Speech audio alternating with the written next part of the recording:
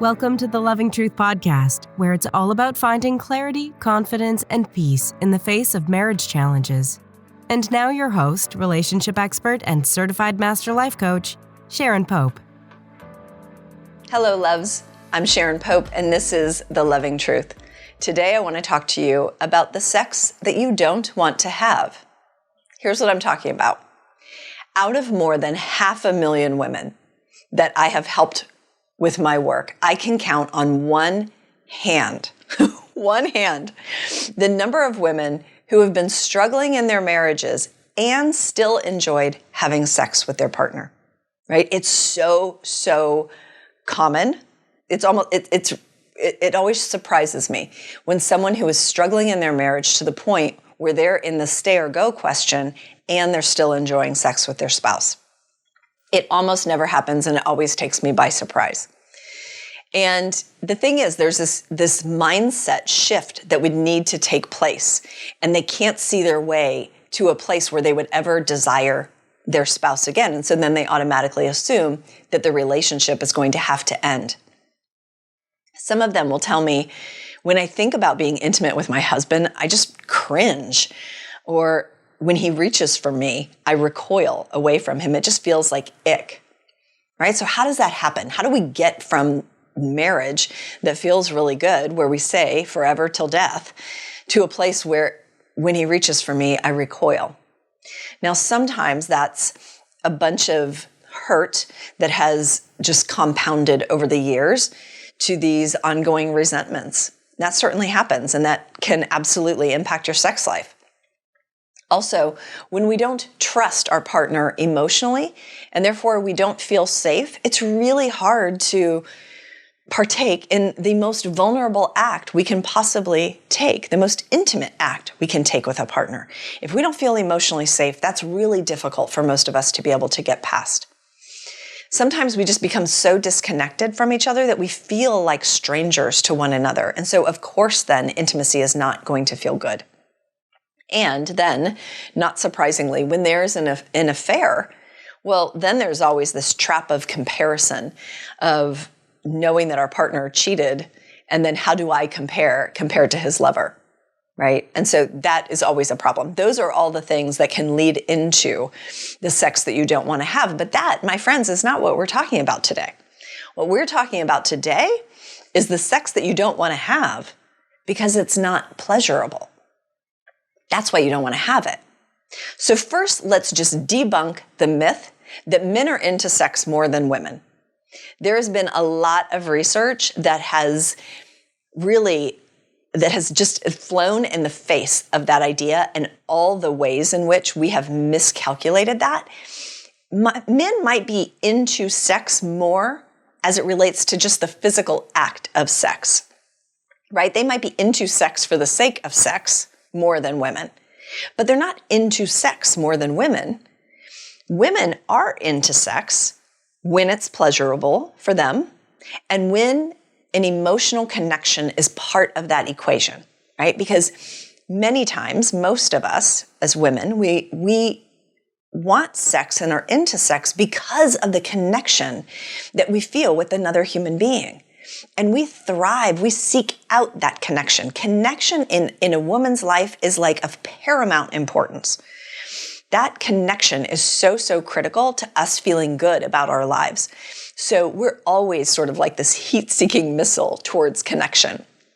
And so it's not that we are not into sex, it's that it has to be pleasurable and there has to be an emotional connection point in order for us to be into it, right? Now, women enjoy sex when it feels good for them. So this means we've got to start having some much more open, honest conversations, and we've got to talk about things that are going to feel uncomfortable for most of us. Because for most of us, we were not brought up in a household or at a time when people actively and openly talked about sex. So it's always going to feel uncomfortable, but this is part of what's getting in the way of us having healthy sex lives with our partners. So, first of all, ladies, in order for this to be pleasurable for you, this is one thing that you can do and that you are ultimately the only one responsible for doing, is you have to be out of your head, right? You cannot orgasm the same time you're thinking about your to-do list. Okay? So when we are in our heads and not in our bodies, and we are not present for the experience, of course it's not going to be enjoyable. And many of us are not used to this, right? We're used to being productive, getting things done. That's our value. Being there for other people. We have a lot to do. We have a lot that we have on our plate, right? And so that's where we gain our value. But sex is about pleasure. And pleasure, my friends, is not productive. It's not productive at all. You're not going to be able to check a box on any to-do list. But it will help how you show up to check in those boxes. I can promise you that. So we've got to take responsibility for when we're in the moment to actually be in the moment and to get out of our heads and into our bodies. We do not spend enough time really sitting in the physicality of our bodies. We spend a lot of time ruminating and worrying and second guessing and guilt and all the emotions. Like, we spend a lot of time in our heads, and that is not helpful to a healthy sex life. Now, the other thing that we do, the reason why it's not pleasurable, I'm just going to say it. We keep leaving the men in charge. We keep leaving the men in charge as if he knows our bodies better than we know our bodies. And that is especially true if we don't know our bodies, right? If we are not comfortable in this God pod that we exist in, then we certainly aren't going to be able to tell and guide someone else in terms of how to be with us, what feels good in our bodies. How in the world is your husband going to know what feels good in your body if you don't tell him? But we expect men to know the physicality of our bodies better than we do. And because we're uncomfortable talking about it, we oftentimes won't bring it up, right? And so that is absolutely keeping us from enjoying sex. So many of you already know this information. And some of you, for those of you, it might be a good reminder. And then some of you may not actually know this, and it might be really helpful. I am not a sex therapist, right? There are experts on the planet. The three that I love: Emily Nagoski, Emily Morse, and Vanessa Marin. Like those three, you can't go wrong, right? So if you want to go deeper with any of this, those are three great resources. But here we go.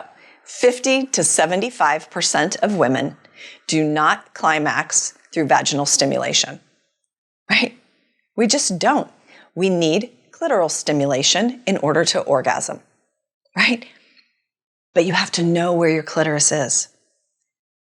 And if your partner wants you to orgasm, they have to know where it is too. But they can't find it if you don't know. If you don't know, they definitely can't know. So that's an area that we can do better. The other area is that the average woman takes 12 to 20 minutes to orgasm, where men take an average of 1 to 7 minutes to orgasm. What does that mean? That means you got to get started. You got to get your party started way before his party gets started. At least 10 minutes before his party gets started. Okay? And so we've just got to be open and honest about that. We've got to be able to talk about those things. Because for many women, it's not that the problem is a lack of desire. The problem is a lack of pleasure. We're not enjoying it. And so we've got to advocate for ourselves. First of all, we've got to want to enjoy sex. But we've got to stop looking to our partners to make sure that they want us to enjoy sex. Like, yes, they're a component of it. But I promise you, they're not going to want it more than you, right? So you've got to want to enjoy it.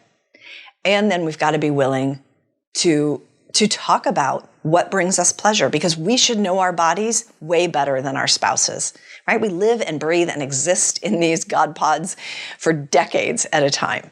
And so we should know what feels good and what doesn't feel good. And then, because our partners are not mind readers, we've got to be able to communicate that to them and not just leave them in charge and assume they know, but then blame them when we're not enjoying it. Okay? So I don't think that it's that you don't desire sex. I think it's that we don't desire the sex that we're having. But that doesn't mean that the sex we're having can't evolve to a new place. Think about it like this. It's normal to not crave sex that you don't enjoy. Just like you don't wake up craving, you know what? you know what I really want today? I want a dry piece of toast. That's what I want.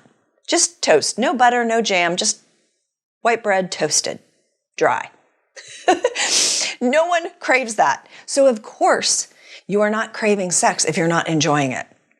But then we make that mean that, oh, I guess I'm just not a sexual person, or that I don't care about sex, or that I don't enjoy sex. None of that is true. It's the sex that we're having. We've got to change the sex we're having if we want to enjoy it. All right? I hope that gave you something interesting to think about. And I'll see you next time. Take good care. If you're listening to this podcast because you're struggling to decide whether to stay or go in your marriage, and you're serious about finding that answer, it's time to book a Truth and Clarity session with a member of my team.